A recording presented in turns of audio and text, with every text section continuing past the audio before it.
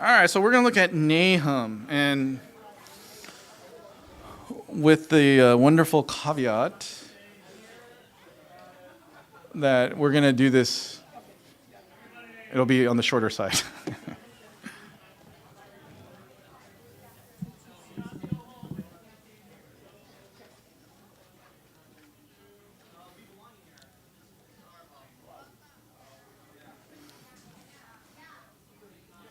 Okay, so the book of Nahum. Book of Nahum. All right, so this is after Micah. You know, Krupa, sorry, I completely blanked in wanting to explain a little bit of the backstory. Yeah, sorry. Well, for all of you here, I guess I'll explain what happened a little bit. So Krupa went to an optometrist. And I wasn't sure if it was to get glasses, but to do an eye exam. And there was a lot of buildup pressure in the eyes. And the optometrist is also an ophthalmologist. And so an ophthalmologist is an actual doctor of the eye with a medical degree. And so the ophthalmologist then reported that to their primary, and then the primary contacted CHOC, Orange County Children's Hospital. And then their neurology department, after looking at that, contacted Sanjay and said, "You need to come down to the ER immediately." So it's like, okay. And so they went to the ER, and they were there Friday. And then from Friday, they waited. They were in the ER, no room, just the ER. Eventually, they got moved to an ER room or an ER mattress or something with the curtains. They waited there, and then finally, like at 9 o'clock at night, they contacted, or they got an actual room, I think. And so they had a sleepover at the doctor's, or at the hospital in the ER room. Then finally, the head of the department, the head of the neurology department came at like 1 and said, kind of gave a quick look and said, "You know what, I think you need a second opinion of the ophthalmologist." And so said, "You know what, if you were my daughter, I would not do the spinal tap." So I was like, okay. Then they went home. They consulted with, Polly's brother. He's a neurologist at Cedars-Sinai. And he said, "I'm not sure why they didn't do it, because I would have done it." So that's what it became. But then he did say he's not a pediatrician. Neurologist. So it could be a little bit of different, but he said spinal taps are not what they used to be. It's not something that is that invasive, so you want to rule it out. So that was his suggestion, and so they winded up. Now they're kind of in flux, and I don't know if they were able to get the ophthalmologist appointment, but they're getting a second opinion now, and then from there they have to go back to the neurologist and get a different neurologist to take a look at it. The problem is with CHOC, it was the head guy, so it's all kind of in flux. And during this whole time, that's when it was encouraged to the Patels that, you know what, you don't know what's going to happen, so go ahead and cancel the evening dinner. So that's what was happening through all of this, and that's why the evening dinner was canceled. So I was giving an explanation for them here. Sorry, I in the midst of some of the people, I just blanked and failed to kind of explain a little bit of what happened. So, but okay. So yeah, just do continue to pray for Krupa, because I think there's still the great thing is that a tumor was ruled out. So we praise God for that. There is no tumor. The blood work and the MRI said differently, or said there was no tumor, but still now the explanation of what's going on is needed. So do pray for the family in that regard. As I understand it, there's just like this constant throbbing headache. Not something I think anybody wants to live with, right? So do pray for her in that way. Okay. Maybe at some point we could edit this first part out, but maybe not. Okay, let's take a look at Nahum here. So Nahum is a prophet again, and he's a prophet that is verse 1 says the Elkoshite. And as an Elkoshite, Nahum, we don't know very much about where Elkosh is, somewhere in southern Judah. And he's speaking, some people think it may be around Jerusalem-ish area, that city, that town, somewhere around there. The name Nahum actually means comfort. So Nahum's message, ironically, while very harsh, very condemning, is actually meant to give a message of comfort. It's really interesting in that way. And we'll try and look at a few things here. Primarily, too, what I want to kind of focus on as well is the concept of, if we turn to Nahum 1, what do we read in verse 1 there? Nahum 1, verse 1, or verse 2, that is. What's the first words there? Nahum chapter 1, verse 2. Just real loud. Anybody? Anyone? Nahum chapter 1, verse 2. Oh, yeah. Okay. The Lord is a jealous and avenging God. Yes, the Lord is a jealous God. That phrase right there, the Lord is a jealous God, does that ring any bells when you hear that? So none of you... The Ten Commandments, very good. The Ten Commandments. What I was going to say is, do you still watch reruns of Oprah? Because Oprah has made it very clear that she no longer believes in God. And the reason for that is she doesn't think that the idea of the Lord being a jealous God, like that just doesn't make sense to her. And that was, she said, was the reason that she left Christianity. So we have something there. It does come up in the Ten Commandments, as Carol said. When you think about this phrasing and how God brings this up, it's also something that comes up that he's an avenging God. It goes on, right? The Lord is avenging and wrathful. The Lord takes vengeance on his adversary and keeps his wrath for his enemies. Then it goes on, the Lord is slow to anger and great in power. This is quoting off of Exodus 34. Again, remember, we looked at Exodus 34, verses 6 and 7, as the first sermon in our series on the Minor Prophets. So what I want to do is spend a few minutes just kind of looking at what does it mean that the Lord is a jealous God, and understanding that it's not a bad thing, right? But again, we think, ooh, jealousy, sinful, wrong, and God, sinful, jealous.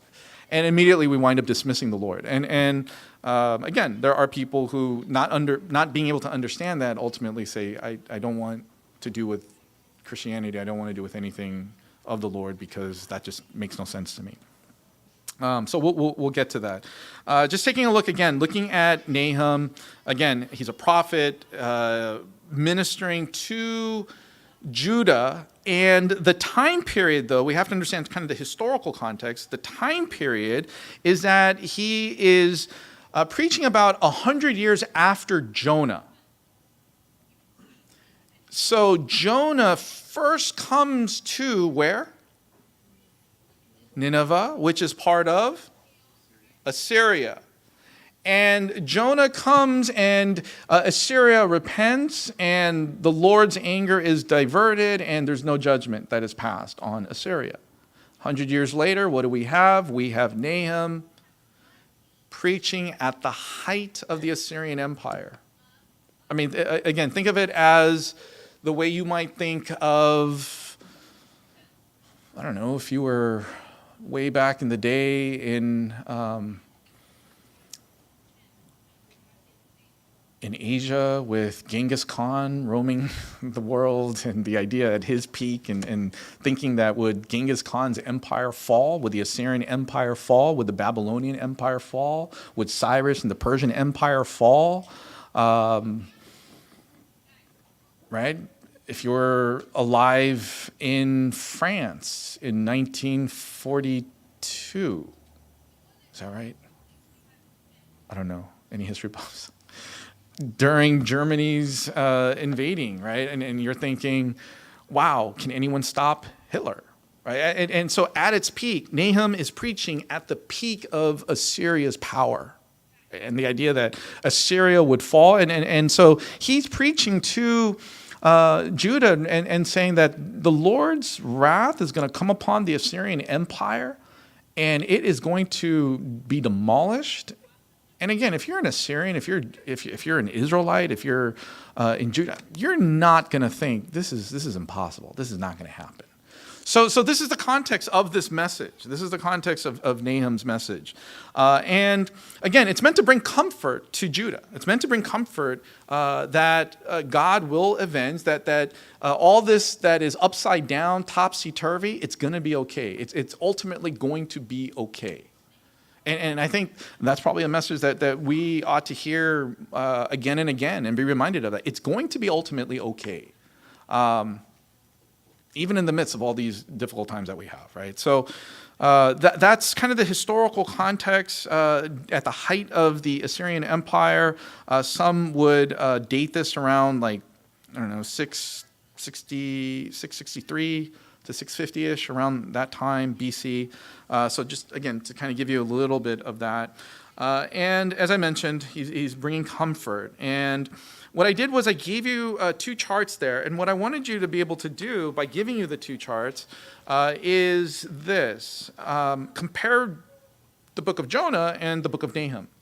And what you'll see is I think this comparison is taken from Bruce Wilkinson, Talk Through the Bible. It's his chart, and what he has is, it's a very good way to kind of compare the 2 books. You have with Jonah the mercy of God, Nahum the judgment of God, the 100-year difference there, and the repentance of Nineveh, whereas with Nahum, Nineveh, Assyria does not repent. Jonah, we see the emphasis is on the prophet himself. Versus Nahum, the emphasis on the prophecy. You see with Jonah being disobedient, Nahum being obedient. With Jonah, you have the nation being obedient as opposed to the prophet. And with Nahum, the obedience of Nahum versus the disobedience of the nation. And ultimately, right, Jonah, you have a couple other little tidbits there. It's a very fascinating contrast between Jonah and Nahum. I bring that up as well because if you look on the other side of your paper, if you flip it to the other side, you will see a contrast between Nahum and Isaiah. Nahum is, what's interesting is Nahum is written many years after Isaiah, parts of Isaiah at least. And so what you have here is very similar themes, and you have all these various themes here. This is a commentary on Nahum by Bailey. You'll find that on page 146 to 47. So this is not me studying Nahum and Isaiah and saying, "Ooh, look at this." I did not do this. I did not make this. So again, just some comparisons with that as well. Nahum is just 3 chapters long. Part of the features of the first chapter, Nahum is very, very literarily masterful. People will describe Nahum as a masterful work of literature. And the judgment of God, which you'll find as you read chapter 1, Nahum is known as being short-worded. When you think about the Gospels, and you think about the characteristic of the way Matthew, Mark, Luke, and John are written, do any of the Gospels, and I know you know this, are any Gospels written kind of short words, almost like staccato? For those of you that know piano, staccato, no music, right? Staccato, that's like that shortness. Is that right for you musicians? Right? Like boom, boom, boom, like that short, quick, powerful, boom, boom, boom. What gospel is written like that? Mark. Oh, very good. Very good. Yes, Mark. Didn't have to have Elder Sandra respond. Mark. Nahum is kind of in the same vein. It's kind of similar in that way, right? Nahum, short staccatos, boom, boom, boom. And it's written, and a lot of language is, again, really hard. The Lord takes vengeance on his adversaries, keeps his wrath for his enemies. Hebrew, it's a little shorter. So it's just like boom, boom, boom, boom. And so it's almost like you feel the heaviness, almost like a staccato of the judgment that's coming on Nineveh, on Assyria. So if you read through Nahum, you'll get that kind of sense of it. And it's like boom, boom, boom. Obviously, it comes out more in the Hebrew, but wanted you to kind of get a feel for that. So read it sort of in that way, right? Read it in a way where it's like this short staccato.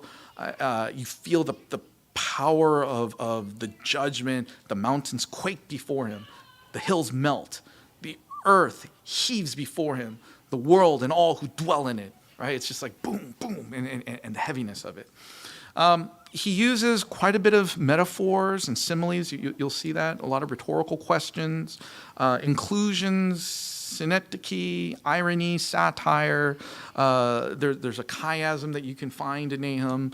I'm not really big on the whole chiasm stuff, but there's also something called an acrostic. Do you guys know what an acrostic is? Psalm 119 is an acrostic. Nahum 1 is a partial acrostic. And so Psalm 119, and why do I mention Psalm 119? What's the big characteristic of Psalm 119? It's long. It's a really long psalm, like 100 plus verses, right? The point of Psalm 119 is that it's actually broken up in stanzas, and the lines start with the first letter of the alphabet. So, yeah, if you had a poem that said, like, amazing birds fly, amazing worms crawling on the ground, and then the next line, beautiful butterflies flying through. And then you say, cats, right? A, B, C, D, dogs. Like that lettering, that's basically an acrostic. So you have that with chapter 1. You have sort of this acrostic where each letter, it's a feature. It's a literary feature. It's a literary tool that's used to help organize chapter 1. So you kind of see it in that way. So Nineveh's judgment with chapter 1, like what God is going to do, or God's judgment is going to come down on Nineveh. Chapter 2 starts to describe that judgment against Nineveh, and then chapter 3, how Nineveh's judgment is deserved. And so Nahum is just preaching this word of judgment against the entire nation, the entire empire. And again, you have to understand how foolish that sounds. You got to appreciate how foolish it sounds. At the height. You could think of it this way. I don't know. How many of you remember Mike Tyson? He's still around, right? And do you remember how feared Mike Tyson was as a boxer in his early days? Right? He was defeating opponents with like just seconds, like 10 seconds in, boom. It's like you pay $3,000 for a ticket and you go to the bathroom. There are guys who said this. They went to the bathroom, they came back at the start of it, and the fight was over. And they're like, I want my money back, right? You have these sorts of examples of like Mike Tyson was just so feared as a fighter. Other fighters would not want to come into the ring. They were literally scared. And so the idea that he would defeat, ultimately then there was a guy, Buster Douglas, and said, there's no way this guy's going to beat Mike Tyson. Well, winds up he did defeat him. And so the idea of, is Mike Tyson could he be defeated? He's so powerful, his punches, but also his defensive movement, it's amazing, his skill.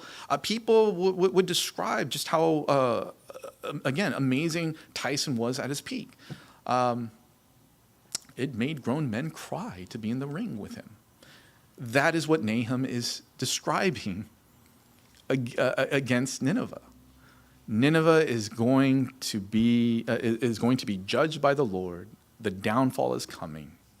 Do not be afraid. I bring you words of comfort, O Judah. Yeah, okay, right? You can't help but look at that, hear that, and dismiss it. And I think in that sense, it's very helpful for us because how how many times, right, we hear the Lord's word, and especially when we're at a place where a season in our life where things are difficult, and we hear words of, but God loves you. His son laid down his life. You hear these things like, come on, really? Again, as you're going through these hard times, it's not difficult to express. It's not hard to imagine that we would dismiss those words of promise, that we would dismiss. Again, we see so much sinfulness, evil, injustice throughout the world. And again, this is a big reason why people express their disbelief in God. Why they say, I don't believe in God, because I look at all this evil, like, how is this even possible? And yet, you have God's promise, I will return. I will return. I will overcome. See, and this is where we can connect that hope of the future with the reality of the past. What do I mean by that? This is why Jesus rising from the dead is foundational to our faith in Christianity. Because Jesus rising from the dead says, I overcame evil. I overcame sin. I overcame death. Like, that's proof where Jesus doesn't die again. Like that's hard ground proof of saying, this, I do overcome evil. I'm not satisfied with allowing evil to run rampant. I don't like it.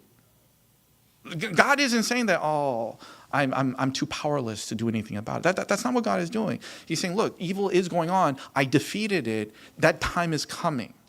Now, the question is, well, why don't you do something now? Right? Why don't you like do it immediately? We don't understand why God does what he does in that sense.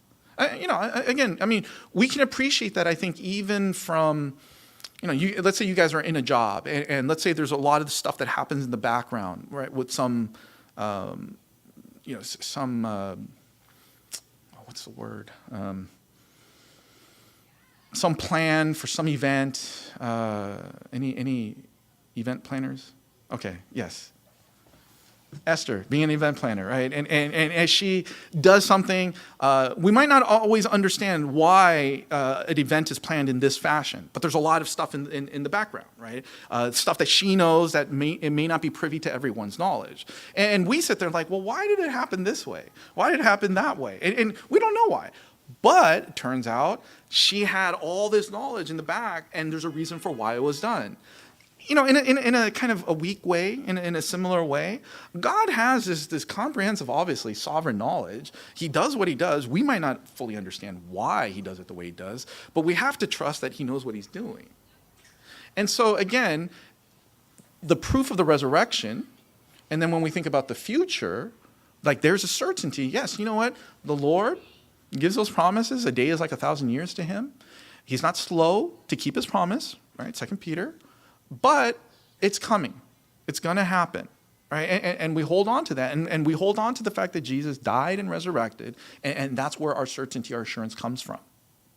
Not on just a feeling. Well, I think he's going to. No, it's the certainty of the resurrection. That's the proof that we ultimately need, that God overcomes. He has overcome. And there is the sense of he will overcome in the future. But we look around, we think, man, is that really going to happen? I look at all these things, and I just wonder. That's Nahum. That's Nahum to Judah. And the Israelites in Judah are like, can this really happen? I mean, is God really going to be victorious over Assyria? Are you kidding me? Are you for real right now? And so I want you to be able to appreciate that level of that. Okay, with that said, want to just kind of briefly talk about that whole jealousy thing, right? What is God being jealous? And I looked at several different places. The bottom line is this, and this is how I learned this and understand this. But actually, if you look at, I think it's Christianity.com, there's an article there about the jealousy of God. And I actually think it's very helpful there. I would recommend looking at that. Not to say that all the articles, I'm not advocating a certain website. I'm not advocating that you'll find all your answers there. Just this article, I think, is a good article. And it talks about jealousy, like the word jealousy, right? God describes himself as a jealous God. The word in Hebrew actually doesn't mean jealous, maybe the way we think of jealous. The word actually just means more like zealous. Sounds like jealous. Or it may sound like, yeah, you know what, I'm not going to go there. Jealous, zealous sounds very similar. Zeal, in other words. It's just the word zeal, Z-E-A-L, right? Zeal. And sometimes we might say zeal in the sense of passion, right? Enthusiasm, fervor. God is a passionate God. God is a zealous God. God is a God who is fervorous? Is that a word? Fervent. He is this excited God who again, I don't know if this is the best way to, sometimes you describe a person who's like this passionate person, and you think of almost like, this isn't God, but when we typically think of a passionate person, this overcome with energy and almost charismatic, the emotions and like, wow, right? And sometimes I think that imagery helps us to some degree, because God's passion for his people, God's zeal for his people, God's love for his people, God is zealous to protect that love. Okay? Now, well, why? Right? Because like let's say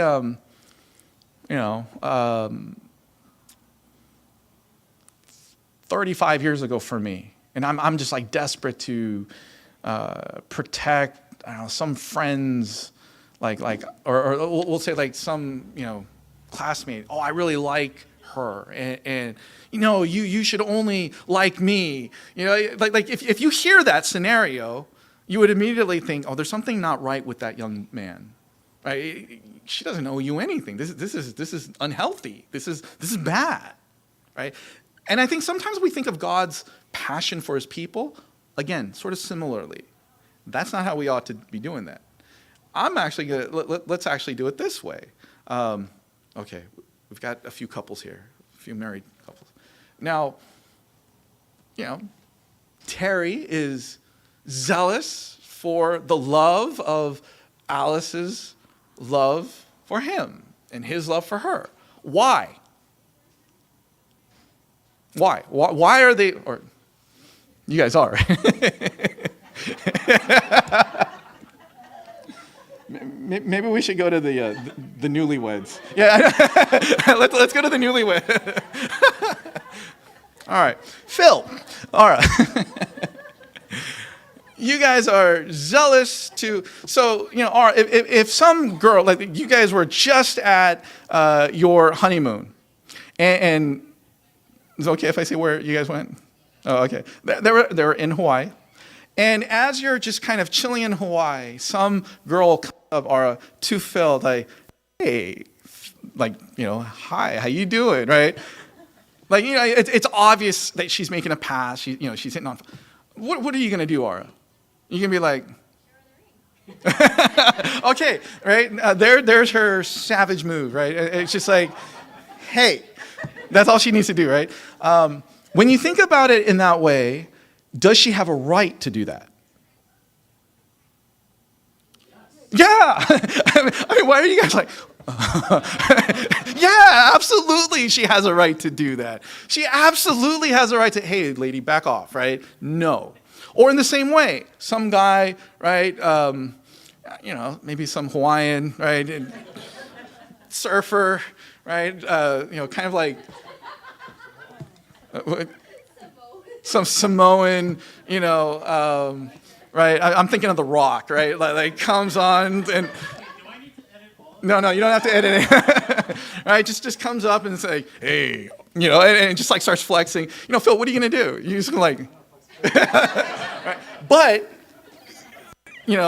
have at it. But he has a standing to do that. He's not just some guy, right? He has a standing to do that because they're married. They're not just a relationship. This is not a boyfriend-girlfriend relationship, right? This is a marriage. They have a right. And we have to understand that when the Bible describes God's relationship with his people, it is always described as a marriage. right? And so, again, I've said this in the past, but when God says, you can call me Yahweh, we think too often Yahweh as Yahweh, Elohim, El Shaddai. Like we think of it. I was trying to think of the song. We think of this foreign name, right? A Hebrew name that doesn't mean anything. But we have to understand that when God says, "You can call me Yahweh," it's very similar. Again, this is the way that. Okay, I'm going to go back to you, Alice. Does Terry call you anything like that only he calls you? And say, okay, you know what? Okay. Phil, Aura, coming back to you. Is there anything that you guys say to each other that like, Phil, that you only call Aura? Or is this something that's not public and maybe we should, okay. Okay, so if, like. What about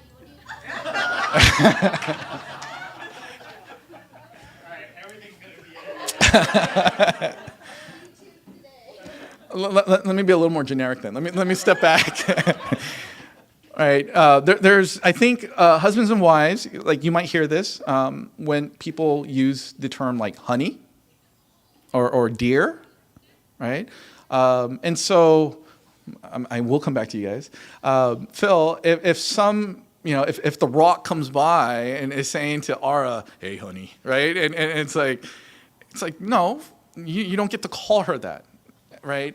There's an understanding that special term that you give to your husband and wife, no other person gets to say that, right? Like there's that understanding that you give to one another. And if someone were to come by and use that phrasing, there's an offensiveness to that.